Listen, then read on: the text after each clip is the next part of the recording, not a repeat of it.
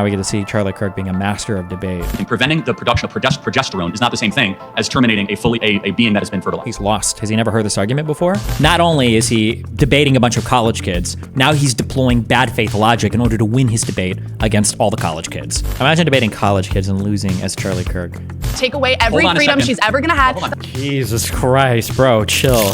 No, I'm speaking. No, I'm speaking. No, I'm speaking. No, I'm speaking. No, I'm speaking. No, I'm speaking. No, I'm speaking. Oh my God. The best counter argument here. Yeah! High school. She got destroyed there. All right, but there's also. He's rattled.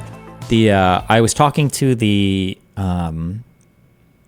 producer or talent management, I think, because I was going to do the first one of these, and we were going through the emails, and then the Trump shit happened, and then they said, actually, we're going to go with somebody else for the first episode. And I was like, okay. Pretty sure they got spooked by that. Do you think they're delaying, or do they just not work with you? I have no idea. I don't know how spooky I am right now. I don't think the first episode was with Charlie Kirk. I think they did another first episode first, didn't they? My casting interview for this was back in July, I think. Were you going to debate the woke students or the MAGA? I think it was supposed to be me versus conservatives, I think. They pay you for these things, right? I think they give you a stipend, like a $30 or $40 stipend. I think it might be unethical to pay people for these types of appearances, I think. There's a reason why. Like paying people for like media or journalistic, like these types of appearances, I think is unethical. I don't remember, but. Do you think men can give birth? I think that. What is a stipend? It's supposed to just be for like food or like daily travel. If you like take off work, or if you get lunch or whatever, they'll pay you like, I think it's $40 or $50 or something. I don't know. I don't think they covered travel. How do you think it worked out that no one cares about Trump getting shot at anymore? How that happened so fast? The media cycle moves very quickly. It was relatively inconsequential. He didn't actually suffer any serious injuries, so it was easy to move on it for it that way. The shooter ended up being Republican, so conservatives couldn't like fix on an angle about like a radicalized liberal, so they could move on it that way. There was a huge news story a couple weeks later, or a week later, I think, when Kamala overtook Biden, so it moved on that way. True. Yeah, there's just a lot of different things going on, but like we just don't. News cycles are very quick right now. I think that a person who is assigned male at birth, I don't think they assigned male at birth, so people are not male at birth. I think that a person. See, your evidence that college is a scam, my friend. So what do you say in some cases women with IUDs are murderers? Of course not, they're not murderers. So what's the difference between an IUD killing a conceived zygote and like a mother going to Planned Parenthood and killing the fetus in her womb? That was actually the best point somebody made. It's not about the cells. No, it's not about. No. I'm speaking. No, I'm speaking. No, I'm speaking. No, I'm speaking. No, I'm speaking. No, I'm speaking. Say one more time. No, I'm speaking. Hello, everyone. I am Charlie Kirk, founder of Turning Point USA, and I am surrounded by 20 woke college kids.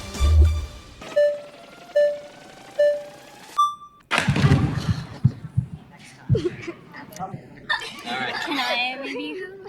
What's your name? Juliana. Nice to meet you. Nice to meet Can you. we get our terms right first? Yeah. Okay. Abortion is the forcible ending of the viability of a being in utero, otherwise known as a fetus. Do we agree that's what abortion is? Okay. Yeah. Okay, great. And then murder is the intentional taking of life, different than killing or sudden death. So murder would be the intent taking another life. Do we agree with that? Okay. Okay, and then we agree that murder in general in society should be illegal. Yeah. Okay, great. So yeah, no, I do want to preface that I'm a Catholic. Okay. So I think one really important thing that the Bible says is to not judge. And just going back to the topic, I think there's a big difference between, cells in utero than a living, breathing, existing being. And while I do believe it's murder, and that's just my personal belief, right? I don't believe in telling people what to do with their bodies. People, this would never be enforced on a show like this. You should not be allowed to go on a show like this unless you agree to publicly debate other people. I hate the child rapists, okay? People like Steven Crowder and Charlie Kirk, who only exist to debate college kids. They're the equivalents of like Shrouds and Dr. Disrespects, who everybody thinks are like gods of FPS because they just play like battle royales where they're, destroying 100 other horrible FPS players, okay? Go play some ladder games, go play some attorneys, go play some actual things. Don't just jump into a battle royale, okay, where you're dunking on noobs and shitters and pretend you're a god of gaming. Not that Shroud does that, okay? But I'm just saying that like it's it's such a stupid. So now he gets to look ingenious. you can never, ever, ever concede that a thing is murder and then say that it's okay to do it, because murder is almost tautologically a not okay thing. Murder is generally defined as, and she even agreed to the definition, as the unjust killing of a person, taking of a person's life. You can never, that's like probably one of the most egregious, what is it, Malum say, use Kogans, like this is just a thing that no society would ever deem acceptable. It's beyond reproach. You can never agree to this. So her argument is already completely destroyed in her own presentation of it. But now we get to see Charlie Kirk being a master of debate. That's not up to me, and it's not up to us as well as Christians But to judge. should we prevent murder in society? For sure, yeah. Then it should be illegal. Obviously. But I think that it's really She didn't agree that abortion is murder. They just agreed on a definition of murder. Didn't she just say that she doesn't care if it's murder?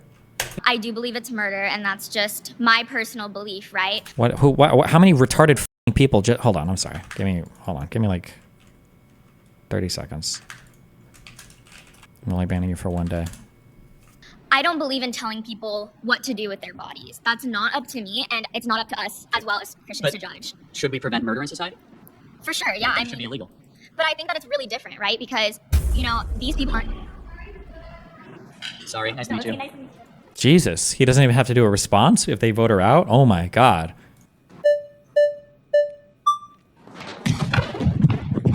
Okay, this format of running to the chair is a little silly, but... Okay, what's your name? Naima. Nice to meet you. Okay, can I just ask, at how many weeks do you think that a fetus is viable? Well, viability and moral worth are two different things. No, but I'm asking you, at how many weeks Well, do you at think a about fetus 20 is weeks, viable? a baby can survive outside of utero. So it's actually 24 to 26 Well, it's weeks? 20. The youngest ever in a NICU unit actually happened in San Diego, not far from here, and survived at 20 weeks. Okay, so under Roe v. Wade, 93% of abortions happened in the first 13 weeks of pregnancy. That's 93% of the abortions happened well before a fetus is technically viable For as sure. a form so of life. let's go into viability. So what is it about, let's say, a 6-week baby that has a heartbeat, its own DNA, fingerprint, brainwaves, that is less moral worth than an 88-year-old right now with dementia in a home down the street? That person requires assistance, requires help.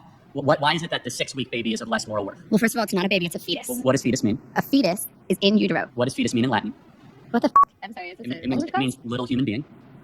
This smile is very creepy. Okay, Smiling is creepy? no, your smile specifically. Got it. But let's go back to, we're losing track here. No, but Okay, etymology is not relevant. The definition of a thing, it doesn't matter what it means in the language that it came from. That argument is completely and totally worthless. What matters is how it's defined and the language it's being used, but okay.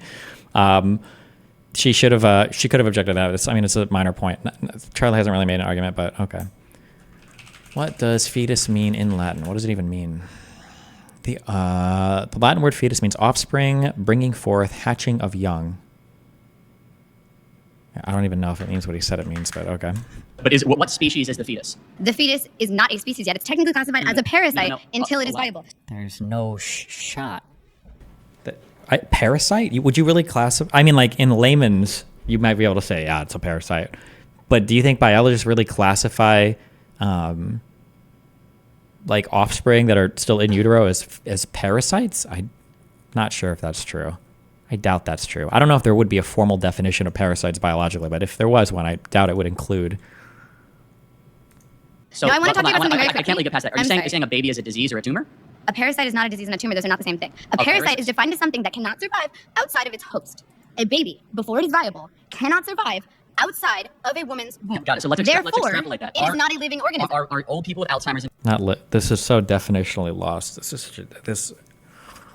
This argument is stupid for like 50 different reasons, but okay. dementia that are being assisted every day, are they parasites? No, they're not parasites. They're human beings who are on the brink of death. Got it. So they're not going to be my able to survive. 4-month-old that requires mom's breast milk and requires daily changes and feedings cannot survive without its own. Is my 4-month-old a parasite? Your baby can breathe on its own. Your baby can drink water from its mouth to its stomach. But it cannot. Your baby can it eat hunt? food. Can it gather? Can it reason? But that's not what qualifies something as being okay, a so living let's- organism. then Being a let's living get back to organism terms. simply means, can you survive outside of a womb, outside of your host? That's what living organism is defined as, really? So I just want to make sure I'm clear. Why does that then equate to moral viability?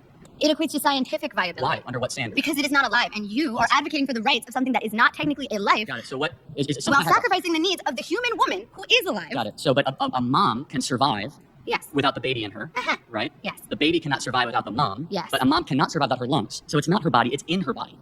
It's not Yeah, her I DNA, know. so it's not her choice. So it's a. It actually is directly her DNA. It's It is No, it's there's a something Genesis. What is it called? No, I don't think you can a mother spawn a child with just her own DNA. No, that would be spontaneous human. There's a name for this. I don't think this can ever happen, right? I think you can have two sperm fertilizing the same egg. I think you can have. There are weird things that can happen, but I'm pretty sure there always has to be two separate.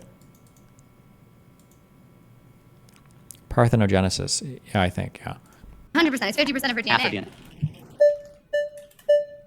He's gonna win, I'm telling you. This could take a while.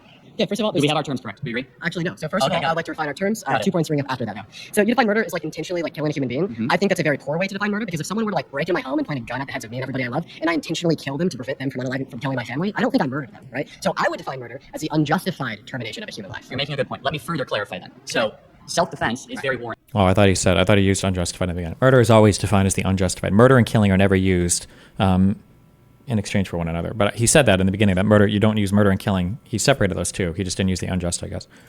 Exactly, right? But I can see where you're going to go with how that has to go with abortion, but we can go down that journey in a second. Yeah, so I mean, like, I kind of do want to give you my argument insofar as why I'm pro-choice, why I think it's justified. But first, I think that, your position is quite absurd, right? Because you're saying that it is murder to kill a human being, right, at any point in development, especially when it's in the mother's womb. My question to you would be, well, does this make women with IUDs murderers? Because it is the case that in some scenarios, an IUD will allow for conception to occur, meaning there's a unique human life there, but it will prevent its implantation, intentionally killing it.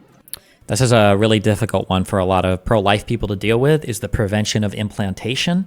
I believe that Plan B can work this way, but I don't know. It could either be you prevent implantation or you unimplant an implanted thing. But I think that I think I've heard of some people that will define conception as the moment of implantation, not the moment of like the sperm and the is it the ovum? What's the egg called? The sperm and the egg joining. They'll say that it has to join and be implanted, and that's the moment of conception, to get around this, to sneak around this. Charlie Kirk has to bite the bullet on this, though, because he's a brain-dead religious dipshit. He has to say, yeah, that would be considered murder, 100%. IUDs and Plan B, absolutely. Well, no, preventing implantation is not necessarily the same thing as terminating. It's not the same thing, but it can be. You can fertilize an egg and prevent the implantation of the egg. You have to consider that an abortion, unless he's going to run with the, well, no, implantation is conception, not conception as being conception, or not fertilization as being conception. Human life there, but it will prevent its implantation, intentionally killing it. Well, no, preventing implantation is not necessarily the same thing as terminating a fertilized egg. For example, if you take Plan B, again, it's not the same thing. Preventing the production of progesterone is not the same thing as terminating a being that has been fertilized. That was a totally unrelated smorgasbord of who cares. None of that has anything to do with anything. You just totally brought in. He's lost. Has he never heard this argument before? Not know for a fact that the egg has been fertilized. You do not know. Doesn't matter if you know for a fact, right? If somebody tells me that there's a 10% chance that a human is standing behind that door, and I'm like, okay, cool, and then I pull a trigger and I shoot, I don't know for a fact there's a human behind that door. In fact, I got reason to believe there's not. 90% chance there's not. But if I pull the trigger and shoot, I'd still be just 100% as culpable for murder as somebody who knew 100% there was a person standing behind the door, right? Like, absolutely. That's a horrible argument. The counter argument from this guy, and it sounds like this guy knows what he's talking about. This is a slam dunk. Super easy. No, that would be an IUD. Okay, yeah, so preventing fertilization or implantation to the uterine lining is killing a conceived zygote. So what happens? A sperm goes into the egg, right? The egg becomes fertilized, it's a conceived zygote. In some cases, it will prevent the implantation of the conceived zygote, killing the conceived zygote. In some cases, correct. In some cases it's murder then. And you're knowingly, full will, you're participating in that, knowing that you might fertilize an egg, and you're preventing implantation. So you're committing murder, just not all the time. So what do you say in some cases women with IUDs are murderers? Of course not, they're not murders. We do not know for a case. That's like saying that. So what's the difference? What do you mean you don't know for a case? Please push him on that. It doesn't matter what the percentage chances are, dog. What are you talking about? Conceived zygote. In some cases, correct. So what do you say in some cases women with IUDs are murderers? Of course not, they're not murders. We do not know for a case. That's like saying that. So what's the difference between an Oh, he should have let him finish that. That's like saying what? IUD killing a conceived zygote and like a mother going to Planned Parenthood and killing the fetus in her womb? Well, so you're asking two separate things. Wait, hold on. That might have been a bad example. So what's the difference between an IUD killing a conceived zygote and like a mother going to Planned Parenthood and killing the fetus in her womb? Well, so He shouldn't have granted that. He should have pushed him on this. Maybe you're murdering somebody and maybe not. you're asking two separate things. If they knew for certain, to be more clear, that I have a fertilized egg and I'm going to take a drug to prevent that fertilized egg from attaching to their uterine wall, then yes, that is an act of killing or murder. Well, what do you think an IUD is for, my friend? Hello? What? Okay, so you think all murderers should go to jail? Oh, he shouldn't have let him. He let him dance away from this too easily. I think all murderers should go to jail. The answer would be yes. He'll bite the. If it's a question of should women that do abortions go to jail, then the answer is very easily yes, unless he brings it back to the IUD thing. I mean, on third degree murder. However, no, I don't think women that got abortions or had IUDs should go to jail because I think that they have been deceived by mass culture and mass propaganda. Second. Oh my God, that just opened up a whole new can of worms. You think that people people who got abortions shouldn't go to jail. He's trying to have his cake and eat it too. He wants to very harshly penalize this, but then he wants to have all the good public will of not coming out as being against women. What about women then that kill their 1-year-old children who have been deceived by the media? Would they not be counted as murderers? Secondly, the people who should go to jail are the abortionists, who are the ones that have been putting the abortion pill, the ones that have been doing procedures, the ones that have been going into the 3rd trimester and breaking babies' backs and inserting them with syringes while the babies are crying and suffocating, being born alive, and then being Why are these guys all raising their flags so some dipshit can come take his place who's going to be f***ing on the operating table? Okay. That is who should go. You know what? Never mind, actually. Fuck it. He was f***ing up a little bit. Are the axioms of Kirk's argument formed via moral realism, thus informing everything else? So, if so, wouldn't it be easier to just take the anti-moral realist position, forcing him to gridlock? No, why? Who? Bro, what? No. To jail. Oh, I can't believe he danced away from that so easily.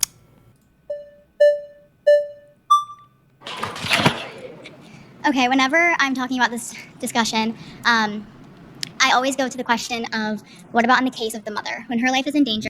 Oh, it doesn't matter. This is so cringe. I'm sorry, pro-choicers. Nobody gives a f about the mother. There's never, ever, ever going to be a time when you excuse murdering somebody for the convenience of another person, even if that convenience has to do with health. You're just never going to win that argument ever. It sounds unhinged. And you wouldn't accept it ever in the case of a baby, like an actual baby, right? What if the mother's nipples were just super, super, super chafed and she really didn't want to feed her kid and she just watched it wither away and start? Like, you'll never, ever, ever win this argument to a pro-lifer. And it's just not foundational. It's not even a good argument, but we'll see. Because I'm a big believer. I don't know. I'm still iffy on if I think it's abort or if it's murder or not. But even so, it can't be iffy. I mean, I don't want to say murder is justified. Guys, wait. Let me just get this one point, and then you can vote me out. Give me 1 second.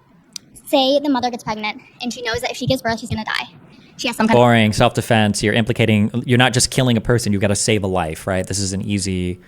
This is a level one. This is a level one argument. What if the mom's going to die? Even the most staunch religious person will say, well, that's very tragic. But yeah, in that case, you have to choose. Unfortunately, you know the mother's going to live. You choose the life of the mother. But you're not just killing the baby. You're not just aborting it for no reason. You have to save one life, right? of health complication. Then what do you do in that Cesarean case? section. I don't know what that means. It's a C-section. They Oh, do an cesarean insert. section. Guys, wait, hold on. Give me 1 second. 1 second. They go. So, see, what? What? Charlie Kirk is so stupid.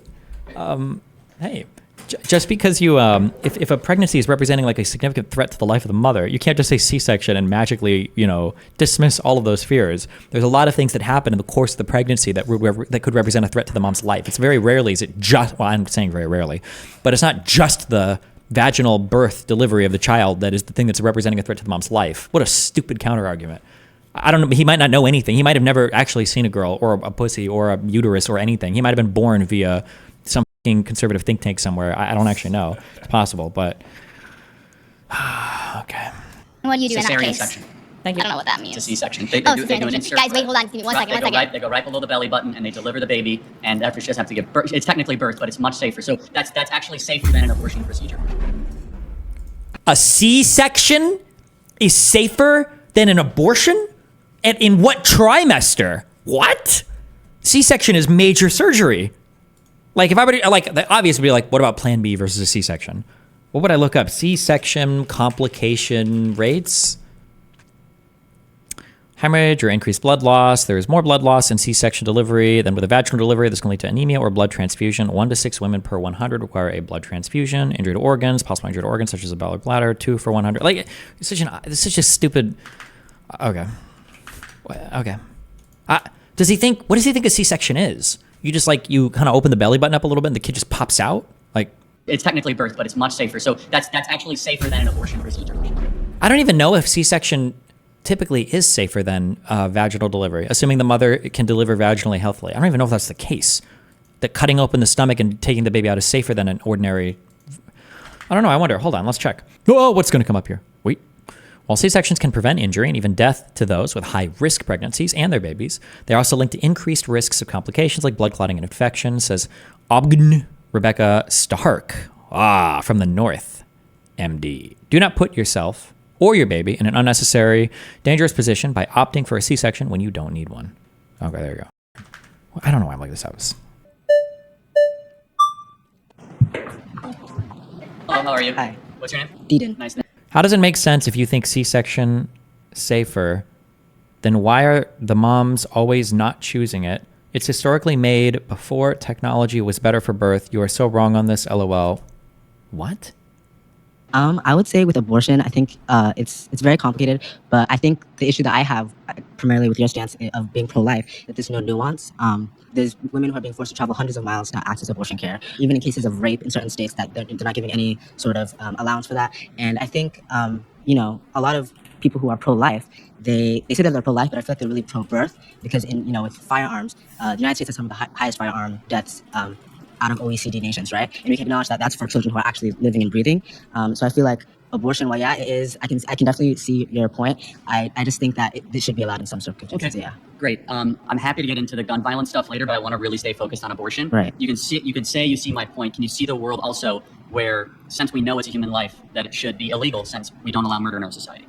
Well, that's where I have an issue because abortion is not being done willy-nilly. It's like Doesn't matter. Doesn't matter. Abortions Doesn't do you think matter. we have every day in America? I'm gonna guess 30,000 abortions a day. Maybe, I don't know, 1,000? 4,000 a day. So it is kind of willy-nilly. We have 4,000 a day. My bad. 1.6. Sorry. Damn. Hello. I just want to clarify, the thing that you're aiming for is less abortion, right? That would be what you would want, or at least no abortion. Eventually, it's also a protection of those that can't protect themselves. But yes, and that's why after the reversal of Roe versus Wade, we saw abortions go down dramatically in Texas, Alabama, Mississippi. We saw thousands of babies are now alive and well. They're able to have amazing lives thanks to the reversal of Roe versus Wade. I don't think a lot of that is true. Well, it is, but it's not true because when you make abortion illegal, it doesn't actually decrease the amount of that's a abortions nice that happen. talking point. In Texas, the numbers show differently. The birth rate has gone up. Yeah, legal goes down, but illegal abortions still happen. Abortions still happen outside of whatever data you're That's showing. not true, but let's just say so. Well, if you 40? you want to, well, first of all, you count the abortion pill, you're right, but that's a separate thing than a chemical abortion and surgical abortion are different things. And I'm not debating. I'm not debating you. I'm debating her. So Chemical and surgical. Wait, why are they so different? She should push on that. I don't know. Legal goes down, but illegal abortions still happen. Abortions still happen outside. Sorry, this argument was so dumb. saw thousands of babies are now alive and well that are able to have amazing lives thanks to the reversal of Roe versus Wade. I don't think a lot of that is true. Well, it is, but it's not true because when you make abortion illegal, it doesn't actually decrease the amount of that's a abortions nice that happen. talking point. In Texas, the numbers show differently. The birth rate has gone up. Yeah, It also doesn't matter. Like you don't necessarily just make things legal or illegal, depending on how bad the crime is. Enforceability can be to some kind of, like to some extent we would talk about it, but like for murder, really? legal goes down, but illegal abortions still happen. Abortions still happen outside of whatever data you're That's showing. not true, but let's just say so. Well, if you 40? if you want to, well, first of all, if you count the abortion pill, you're right, but that's a separate thing than a chemical abortion and surgical abortion are different things. And I'm not debating. I'm not debating you. I'm debating her. So if you want to do the flags and come back in, try and be faster next time. So let me ask you this. So the question is, we should try to limit unjust suffering of human beings, right? Sure. Okay, that's my position, is that there's unjust suffering of anywhere between 1.4 to 1.6 million abortions a year of human beings that are being massacred in the womb. And so that's not a women's rights issue. That's not That is a very secular, Sam Harris-esque analysis of meta ethics. No. Maybe? Meta or normative? I think it would be meta ethics. The idea that what we ought to do is just reduce the amount of suffering of all human beings, because then if that's your definition for what would make the most goodness, then the immediate answer that you fire back is, oh, can unconscious beings suffer? Can you suffer in your sleep? The answer would be, well, probably not. No. And then it would be, oh, are fetuses before the age of 16 weeks, do they have a consciousness? Well, no. Oh, then in that case, if your goal is to reduce the suffering of unconscious beings, all you have to do, or of conscious beings, all you have to do is show that the mother benefits somewhat to her conscious well-being by having an abortion, and that's automatically a justification for it, because it's not even a conscious experience there yet. Nothing is suffering. There is no one to speak of who is suffering. They don't even have consciousness yet. See, that his argument that he just gave here, that justification is insanely self-defeating. But I don't know if no one will call him out on that. limit unjust suffering of human beings, right? Sure. Okay, that's my position, is that there's unjust suffering of anywhere between 1.4 to 1.6 million abortions a year of human beings that are being massacred in the womb. Okay. So that's not a women's rights issue, that's not a men's rights issue, that's just a human rights issue. Okay, the best way to decrease abortions happening is proper sex education. Limiting abortion and making abortion illegal does not actually decrease the amount of abortions that happen. How can we get you to dress up as a Zoomer and shave to debate Charlie Kirk in a panel like this? Why do you have to shave? He's not shaved.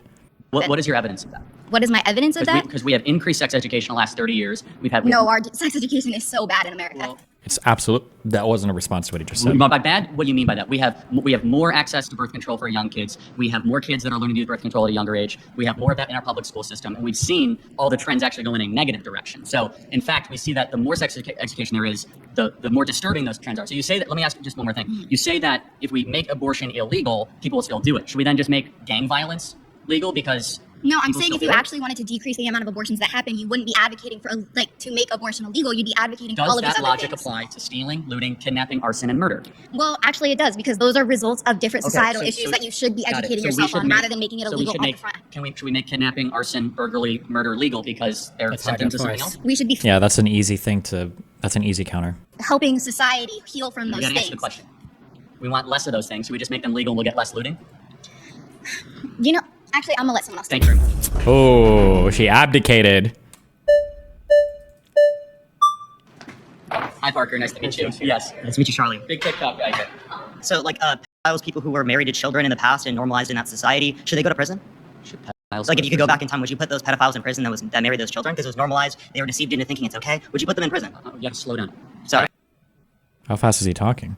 This is a very easy question. I think Charlie has to answer yes, because Charlie's foundation for moral belief is going to be biblical. It's going to come from God, and God's belief about what's morally right or wrong shouldn't be relative to time period. So it should be whatever comes from the Bible. So he has to say yes. The moral beliefs of what's right or wrong should be consistent through time. Maybe he'll say that the justice system shouldn't represent necessarily what's moral or not moral. I would be really surprised to hear him say that, but we'll see what he says.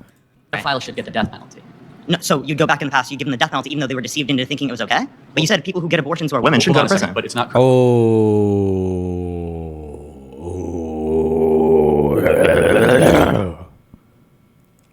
Using a variation of an argument, I said someone should do it earlier, but yes, true. Earlier, he said, well, I don't think women should be punished for abortion because they were deceived into aborting their kid. And then my thing was, okay, well, if you kill your 1-year-old and you were deceived into it, should you be forgiven for that? So he doesn't need to do this go back into the past thing. He could just ask today, oh, what about a pedophile, right, who was, deceived into it. But it's a good example, though, because it's showing that, well, this was normalized across an entire society, like pedophilia. That's, yeah, okay. No, actually, yeah, I like this. This is a good one. It's a good one. It's a better analog, actually, to my baby murder one. Well, for a different reason, because it shows it was a thing that was normalized in society, but you'd still punish for it, just like abortion. Yeah. But you wouldn't punish for abortion, right? Currently illegal. Okay, we're deceived into thinking it was okay? But you said people who get abortions who are women shouldn't go to prison. But it's not currently illegal. Okay. What's not currently illegal? What? Regardless, at that time it wasn't. No, I would not go back and retroactively enforce laws for things were currently not illegal. You wouldn't put Oh, now he changed his position. That's untenable. You can't be religious, generally speaking, and have different morals through different time periods. The implication there is that God is not perfect and God can't give you a consistent moral code because God might think that something is good or bad, differently 100 years from now. He has to hit on the religious angle. Let's see. I was in prison in the past. Hold on a second. When was it legal in America? Well, Charlie is obfuscating now. Now he's going to try to push for specific facts. He's gone into Vosh mode. This is debate bro 101, right? I'm completely defeated on the subject, like on the actual merits of the argument. Let's see if I can obfuscate and ask random questions to try to pivot off the argument. Let's see if he gets distracted or if he's able to, because he should just say, okay, well, I don't know when it was legal, but let's say for the hypothetical, the year 1900. He should just say that. He shouldn't try to do a specific, because now Charlie's going to try to beat him up to see if he knows the actual specific law and the specific date and where it was specifically allowed, if anybody specifically did it. And if he doesn't, Charlie's going to claim that he's won the argument just because he doesn't know all the specifics there. This is a bad faith tactic because he knows he's lost on the merits of the argument. Actively enforce laws for things were currently not illegal. You wouldn't put pedophiles in prison in the past. Hold on a second. When was it legal in America? Well, child marriage was legal in America throughout the early 1900s and especially throughout most of society for thousands of years, especially in the Old Testament and in the Bible, right? Hold on a second. So where's the Levitical law that allows you to marry a child? You see how we're specifying very, very, very, very, very hard to try to get him on a very, very, very narrow point, but he's missing the meat of the argument intentionally. This is an intentional bad faith tactic. So not only is he debating a bunch of college kids, now he's deploying bad faith logic in order to win his debate against all the college kids. And this is his job, is knowing these types of things. By the way, he's a political figure, but. Oh yeah. Can you name the verse? Can you name the f***ing verse? Can you name any verse? What do you mean? So where's the Levitical law that allows you to marry a child? Oh yeah. Can you name the verse? Well, I can't name the verse, but the particular conditions that are listed in the Bible are that you have to be physical maturity and emotional maturity, which is extremely vague and throughout society has been seen to be met. There is not a verse, but let's kind of go. Okay, back. so when is the age of to consent under your view? Let's go back to, well, generally agreed upon it's 18 years old. But let me ask you. But you, because you don't go based on what's generally agreed. You go based on the Bible. Correct. He's correct. He's speaking. I think he might be speaking too fast, or maybe he's not. Charlie. No, he's not. It's understandable what he's saying. Charlie just isn't engaging because Charlie knows that he's completely defeated on this point. Say 18 years old, but let me ask you a question. Now and Charlie hasn't engaged at all with it. Now he wants to flip and try to get him on a different pathway. This kid's already answered with more detail than what Charlie was expecting. Charlie was hoping that he didn't have an answer of like, oh, in the 1800s and 1900s, or that in early biblical history, right? So Charlie's now he's going, well, what's the verse? What specifically? What happened? And he even knew the subject, the content of the biblical requirements to marry somebody underage. And now Charlie's like, well, that doesn't matter. Let me ask you a question, right? What's Charlie going to ask here? How does he get him off this? Hold on. Not a verse, but let's kind of go. Okay, back. so when is the age of consent? How do you argue? Let's go back. Well, generally agreed upon is 18 years old. Is he going to ask him about abortion in the Bible, maybe, or something? I don't know. I have no idea where he's going to try to. But let me ask you. But you, because you don't go based on what's generally agreed. You go based on the Bible. I say 18 years old, but let me ask you a question. Where's that in the Bible? When does life begin? Conception. Oh, he's just totally. And this other kid is. This kid is me. This kid is debate brained. Not in a bad way, but he's in argumentative mode. He shouldn't have let Charlie escape. Charlie just totally weaseled out of a line of argumentation that he was fully defeated on, completely and utterly annihilated on. And now he's going to pivot out to to reframe. Not reframe. I'm so sorry. He's changing the topic entirely now. Go based on what's generally agreed. Go based on the Bible. I say 18 years old, but let me ask you a question. Where's that in the Bible? When does life begin? Conception. Like conception, great. So good. So should we protect all life at conception? I care about sentient life, not sentient. cellular So when do life. brainwaves start? Do you think brain dead people should be able to pull the plug on, like families should be able to pull the plug on an individual? Hold on, you gotta answer the question. When do brainwaves start? You can see brainwaves around 6 to 8 weeks, which in brain dead individual there are brainwaves as well. So the brainwaves necessary to produce a subjective experience are met until around 18 to 26 weeks in a row. Can you see it from my perspective that at 6 to 8 weeks those brainwaves will actually increase, not decrease, if allowed the process of development to continue? Did you know the same? Then that he's doing too much. The kid on the right is doing too much. Then you should just ask him, oh, okay, Charlie Kirk. Then do you think that you can abort a child up to 6 weeks old? Would you agree with that? That at 6 to 8 weeks, those brainwaves will actually increase, not decrease, if allowed the process of development to continue. Did you know those same EEG scans exist in brain dead people that you don't think are sentient? But the difference with the brain dead people is that the likelihood of those brainwaves actually increasing is very low. At 6 to 8 weeks, when by 15 weeks they can hear the mom's voice. It's irreversible sensation. That's what brain death is. I hold on, didn't know that. But no, it's not coma. But you're doing a red herring. Go back to No, it's not. What's a red herring? A red herring is where you avoid the topic and you say something that is adjacent or symmetrical. That's what Charlie Kirk did when he recentered this entire conversation on, or he centered it on a totally different topic of when does life begin. That's what Charlie Kirk did. Now he's describing the tactic that he just used like 20 seconds ago, and now he's trying to say the kid did it when the kid's just trying to answer all the questions. He's offering too much as an answer, but yeah. That's what brain death is. I didn't know that. But no, it's not coma. But you're doing a red herring. Go back to No, it's not. What's a red herring? A red herring is where you avoid the topic and you say something that is adjacent or symmetrical to what I'm saying, but not actually what I'm saying. You mean that's not a red herring. Don't ever define debate terms in a debate like this ever. You'll always look tipper. Don't do that. Is Charlie Kirk even that popular? I don't see him often. He's the head of Turning Point USA, I believe. The actual head or just the figurehead? I think he's the actual head, isn't he? 2 8-week baby, if they're allowed to continue to develop, what ends up happening? At a certain point, it will become a sentient being in the future. The same way if I keep engaging in sex with my girlfriend, there'll be a baby in the future. Yet I don't care about the unless you're infertile, which we don't know. But let's see the Charlie, how old are you and how many kids do you have? Oh, he does have 2 children. Fuck. Of development, right? Why do you want to answer my question? Why do you have the ability or the right? Should those child pedophiles go to prison? The process of should the pedophiles go to prison from 1904? How many pedophiles are alive in 1904? They're not alive right now. Do you see the specific question here? This is almost always evidence of a he's so bad faith. He's trying so hard to he's not engaging on the subject matter at all, but the kid's doing a bad job at refocusing Charlie on the subject matter. It doesn't matter how many there were. We could say for argument's sake that there were none. This is just a hypothetical. Engage with this. And then, if you can go back in the past, hypothetically speaking, and you could put them in prison, would you put them in prison? I would have killed them myself if I was alive. Okay. Diversion. That was a do herring, right? What he just did there was the red herring that he described earlier, where you're answering a question that's adjacent to what I'm saying, but it doesn't really address what I'm saying. Which is, do you think that these people were morally condemnable or legally condemnable? And for you to say, well, I would have killed them, that's not an answer. That's a Hassan answer. That's literally a red herring, right? Right, and then if you can go back in the past, hypothetically speaking, and you could put them in prison, would you put them in prison? I would have killed them myself if I was alive. Okay, so then you don't apply it based upon what people are deceived to believe. You apply it based on what you consider to be moral. So women who had abortions, you think they should go to prison. So why should women who get abortions go to prison? But someone like my mom told me that Santa Claus shouldn't go to prison. So he is making the correct argument. He's just it's hard. He has to force Charlie to engage here because Charlie he's in bad faith. The kid is in super debate mode and he needs to be in retard wrangler mode, unfortunately. But it's Charlie's fault, because he's acting like a retard, right? Well, no, I'm sorry. He's not acting retarded. He's acting in bad faith. It'd be a constructive debate if you keep on talking over me. Well, I was finishing my statement. You were talking over me. Let me ask you a very simple question. Do you think it would be a good thing if we had less abortions in America? This is another complete and total diversion off to a totally unrelated thing, right? Like, it's supposed to be the kids challenging him, right? Why is he the one asking the questions here to totally refocus the debate? It depends on the context. Like, are the abortions prior to sentience? Yes, Because all abortions. No, it would not be necessarily Are you better against unless late it is the case abortion? that the people didn't want the abortions and it would be negatively impactful to their health medically Are speaking. you against Because late women, abortion? After sentience, yes. Okay, so you believe in an 8-week abortion ban? Yeah. No, I don't. Sorry, I believe in an abortion ban after 18 through 26 weeks. Okay, that's Sorry, a more my bad. reasonable position. I have to give you credit for that. It's similar to Trump's. 15 yeah, weeks? Yeah, so why do you think that most people... You shouldn't let him say that. It's a more reasonable position. Is it more reasonable to say that you should be able to murder children who are 2 years old but not 3 years old? Would you say that's a more reasonable position?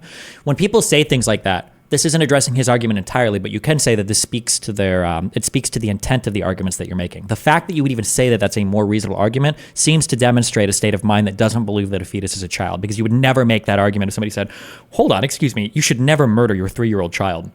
If you want to murder your 1-year-old child, that's a lot more of a reasonable position. Maybe 1 or 2 years old. That's more reasonable, but not 3, right? You would never say that. You would say all of these are abhorrent, right? Share your view on that. Well, people just don't really know what sentience is. There's not a lot of conversation about abortion, and these conversations are very difficult. Like, they're conceptually hard to go through, and I understand why a lot of people don't understand for sure. their positions on it. So But I think people you have are aware most You're cutting me off. Americans I thought we weren't cutting people off. I was actually complimenting you. He got to dance away from that so much. Imagine debating college kids and losing as Charlie Kirk. On abortion, how much has this topic been debated? Like, Jesus. He doesn't even know, like... Well, I know why. I'm sorry. It fits with exactly with what we were talking about at the beginning of the stream, that there's a reason why these people explicitly avoid challenging conversations, because they know that they're wrong. They know that they can't, they couldn't handle challenges to their positions 100%. See you. So I just have one question. There's, like, in any case, you don't think there's any case where abortion should be legal? There's a very, very rare couple cases. Okay, so you do where- think hold on that a one couple second. cases Hold it on. is legal? If cesarean section is... It's going to be if the life of the mother is at risk and it can't be mitigated in any other way, then you'd allow for an abortion. This is an obvious position. Even religious people will have this position. not going to save the mother's life, and the mother's life is actually at risk, which is debated amongst growing numbers of OBGYNs, that is the only case where abortion should be allowed. Do you think there should... But now she's going to ask about the rape and incest exception, probably, but I don't know how that relates to that. But people say that it is a growing consensus in the pro-life world that abortion is never medically necessary. Okay, so if you had a daughter and she was 10 and she got raped, and she was going to give birth and she would know... If you're sincerely pro-life, then the answer should obviously be, no, I'm sorry, you can't have an abortion. Rape and incest is tragic, and it is tragic, but like, you can't murder a human being because of another tragic event. You just can't do that. He might try and weasel out of it. The only good weasel out, if you wanted to be bad faith, maybe you can say, actually, there are two bad faith arguments that you can use. The first bad faith argument you can use is, well, if they're raping a 10-year-old, she probably can't deliver healthily anyway, so you'd have to do the abortion just to save her life, and then move on immediately. And the second one is, well, maybe you would have to do the abortion, but the fault of the abortion would be the person who got the lady pregnant, so it would be murder still, but the guy who got her pregnant would be the murderer. But that wouldn't be true because there's other agents in between those choices. But that'd be bad. And then you move on quickly from these are like your only two like bad faith ways to escape that argument. But So if you had a daughter and she... he's totally going to bite the bullet, no? No, Charlie Kirk is a fucking coward, and he won't bite the bullet on fucking anything because he is a fucking coward. was 10 and she got raped, and she was going to give birth, and she would... No, wait. Oh, and she was going to give birth, and she was going to live. Would you want her to go through... ooh, she headed off one of the bad faith retorts, which was saying that we'll assume she's going to live through the birth and everything. That was smart of her. That was good foresight. And she was going to give birth, and she would... No, wait. Oh, and she was going to give birth, and she was going to live. Would you want her to go through that and carry her baby? That's awfully graphic. But it's a real life scenario that... That's awfully graphic? How dare you? Awfully graphic, like in states where you try to make it so that mothers have to see a picture of an ultrasound, or they have to see like a video of what an abortion procedure looks like. Also, pivot, diversion. She should be calling that out too. Like, what does it being graphic have to do with anything? What are you talking about? Excuse me. C-sections are very graphic, by the way. You're literally cutting into somebody's stomach and uterus to get a baby out. You got to push aside a whole bunch of shit to do this. It's pretty gross. Would you want her to go through that and carry her baby? That's awfully graphic. But it's a real life scenario that happens to many people. The answer is yes, the baby would be delivered. Oh, he bit the bullet. Good job. Wow. Okay. He's how many C's do you go down? He's got like a C7 and a C6 vertebrae. Okay. His spine is barely materializing at the base of his however far down your spine goes. I don't know. Oh, okay, great. So that's insane. But let me tell you why. No, hold on. Let me ask you. Ooh. She needs to be ready for him to bite the bullet on that, though, right? Some consistent pro-life person will bite the bullet on that. Oh, that blew her mind. She wasn't expecting him to bite the bullet on that, though. She was expecting to fight from that point. Oh, no. The answer is yes, the baby would be delivered. Oh, okay, great. So that's insane. But let me tell you why. No, hold on. Let me ask you a question. There's 2 ultrasounds I have. One is a baby conceived in. One is a baby conceived by a loving couple. Which one is which? Your daughter was hopefully conceived by a somewhat loving couple. Jesus Christ, she's getting crazy ad homing. Okay, Charlie is giving the correct answer here. There is no difference. You can't murder one because you don't like the fact that it was conceived in rape versus not. Yeah. Conceived by rape. Tell me which one was conceived by rape. You don't know. Exactly, because it's all human rights But and it's all that human doesn't beings. matter. So It's about your daughter who has to give no. birth to it and is going to be tortured by that Hold for on a the rest second. of her You- life. you are That's not- going to take away every Hold on a freedom second. she's ever going to have. Hold on. Jesus Christ, bro, chill. Also, the only women, no offense, the only women that talk about childbirth like this are always women that have never had kids before, by the way. Okay, this is an unhinged take, but okay. That's going to Every ruin freedom. her life. She's going to grow up and she's going to be Abortion is not a attached to another victimless crime. thing. The point is how you were conceived is irrelevant what human rights you get. But- Hold on a second. If a person conceived in walks on the side of the street, it's not like they don't get First Amendment rights or Second Amendment rights. It's or not 14th about that rights. person. The worst.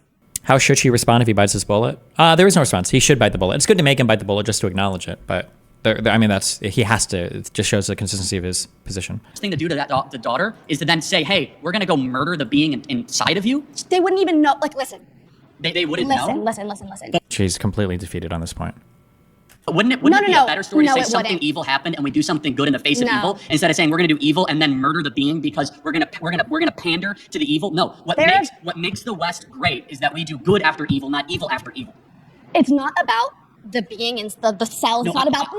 I'm speaking. Notice the difference, though. It's funny. He's very happy now to stay on this subject. He'll sit here for as long as possible because he knows he's won this argument. He's not pivoting or asking her questions or moving off to a totally different subject. He's going to stay on this particular talking point. My guess would be for as long as possible because he knows he's won this right here. No, I'm speaking. No, I'm speaking. No, I'm speaking. No, I'm speaking. No, I'm speaking. No, I'm speaking. No, I'm speaking. No, I'm speaking. Thank you. So it's not. I'm not talking about that. I'm talking about the person. No. I'm talking about the person who is dealing with the pregnancy. I am not talking about the cells. I don't care. No, listen. The fetus, the whatever. I don't care about that right now until it is formed. If there is a 5-year-old child who is pregnant and the baby is 2 weeks in utero, actually they have given birth. There is one recorded case of a 5-year-old girl who gave birth. Is that common? Yes, it's common. 5-year-olds get sometimes, and if they get pregnant, I think they should be able Is it really that common that 5-year-olds are getting? My God. to have medical access to something that could save not only just their life but like their livelihood. How many? I'm curious. I hope your daughter lives a very happy life and gets away from you. Okay, so that is really nasty, and so her belief system, just so we're clear, is that. Yeah, no, I got it. It's fine. I mean. Oh my God. It's insanely nasty, and we'll talk again. My next claim is that college is a scam. I'm Maddox. How are you doing? So, college is a scam. Maddox. Well, let's define our terms. College being traditional four-year college. Of course. University, not community college or technical college. Of course. A scam, if we can agree on a definition, is where a majority of people... Remember, he defines it that way because at some point he's going to bring up trade school. It's always trade school.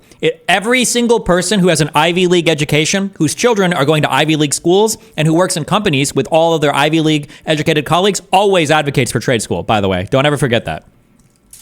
And before Charlie Kirk, actually, I grew up as a plumber. Oh my God, we found a college dropout. Okay, good job. He briefly attended Harper College, a junior community college near Chicago, but dropped out without having completed any degree or certificate. Usually these guys are all Ivy Leaguers. I remember I looked up, not Michael, it was Kevin Knowles. No, Michael Knowles, not Kevin. Because he had made some comments about education, and I was going to bully him on this, but we never actually argued about it.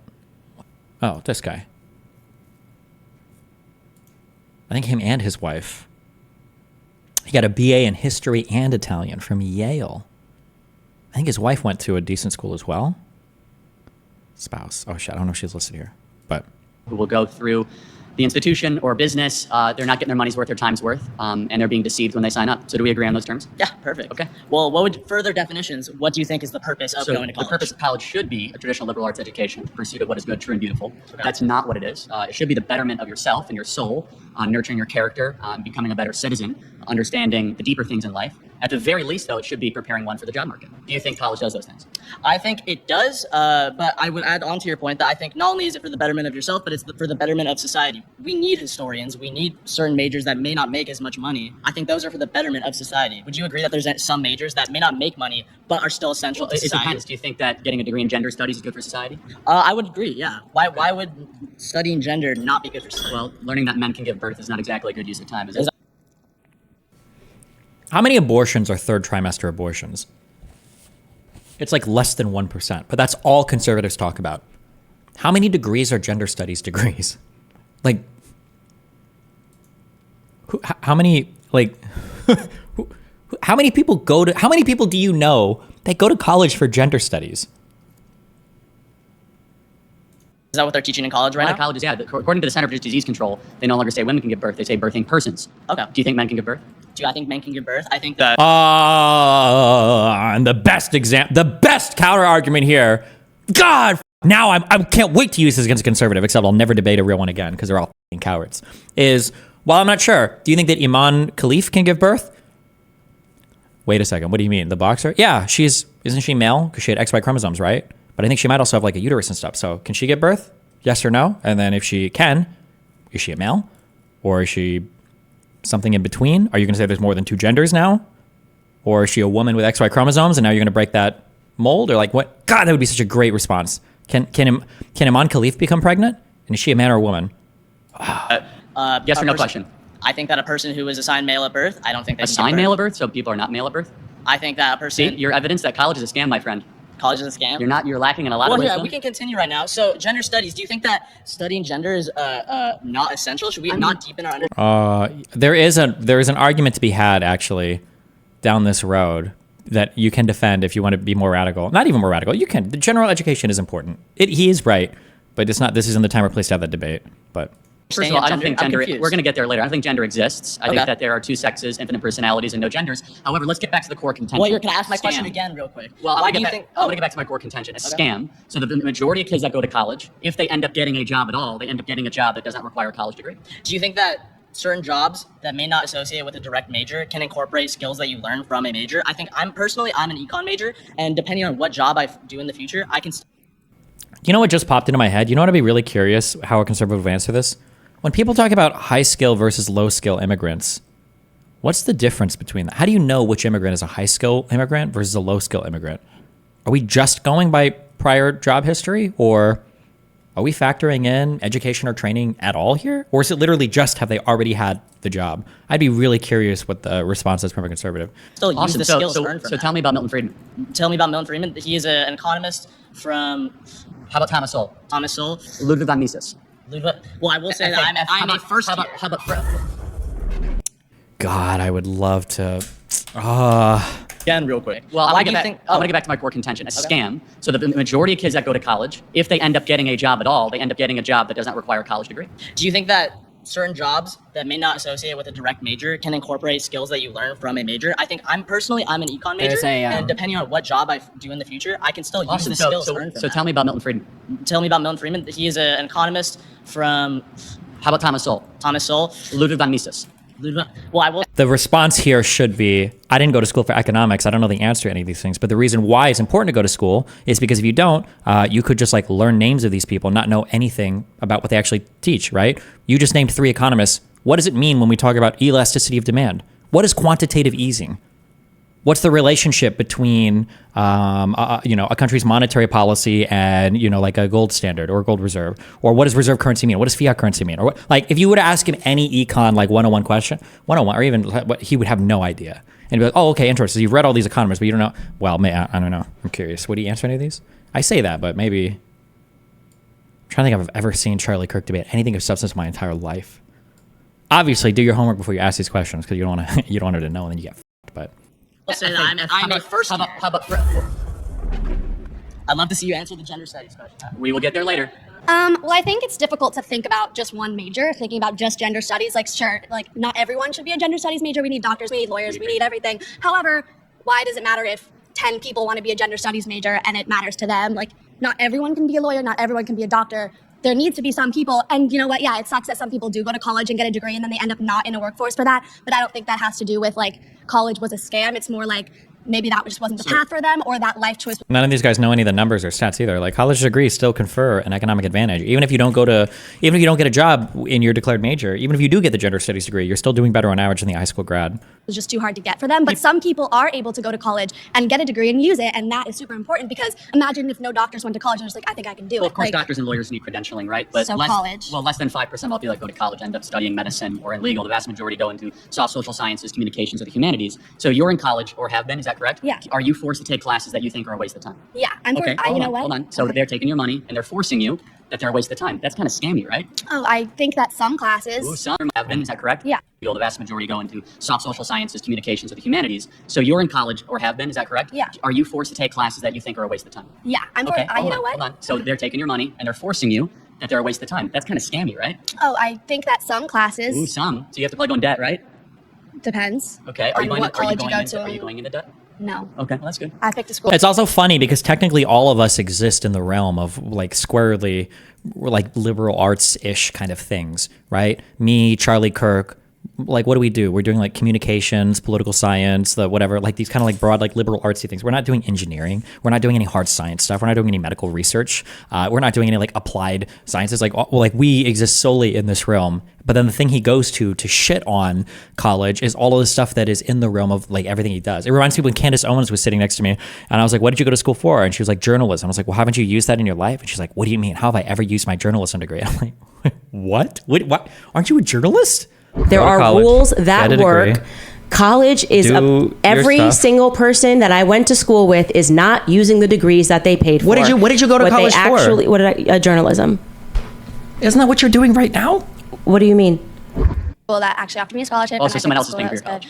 Oh, I don't know. Depends on me. I mean, that's school that wanted to give me an opportunity. But that's not what we're talking about. We're talking about the scam element, right? So you said that someone else is paying for my college. Yes, kind of like how after I get my college degree and I start paying taxes, I'm paying for somebody else's college, or I'm paying for somebody else's welfare. I'm paying for your company to have tax breaks so that you can reinvest and grow your business, or I'm paying for the roads that are allowing your employees to get to work, or I'm paying for, yes. Hello, welcome to taxation. Yeah.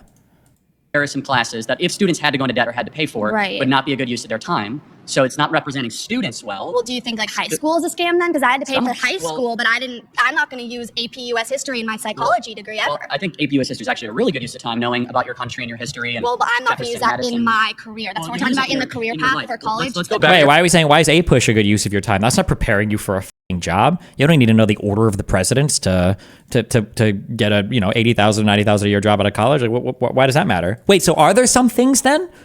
Are there something? Wait, so when you say you don't like a gender studies degree, are you worried about college and it being a scam and all that, or do you just not like gender studies, right? Because what I said, right? We said traditional college, right? 4-year college, and what a scam is, or a majority of the people that will go through the enterprise, the business, or the institution are not getting their time worth or their money worth. So therefore, I go back to my core contention, which is a majority of kids that exit college will not use their degree at all when they go to find a job. But if you ask them, that's not even really true, but you have to fight on that specific point. Which is a majority of kids that exit college will not use their degree at all when they go to find a job. But if you ask them, do you think college was a scam? I don't think majority of them are going to say yes. Some of them will. Some of them are going to. Not everyone who's being scammed actively knows they're being scammed. People still buy erectile dysfunction drugs off the internet and they get scammed. Okay, that's their own.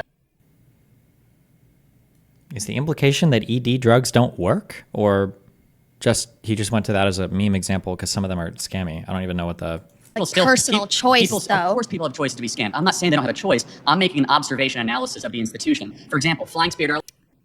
You can fight him on the definitionally there too. People don't have a choice on whether or not they want to be scammed. I would argue that by definition, and he used it in his definition earlier, he said that you're being scammed because you're forced to take these courses. So I think he understands this intuitively as well.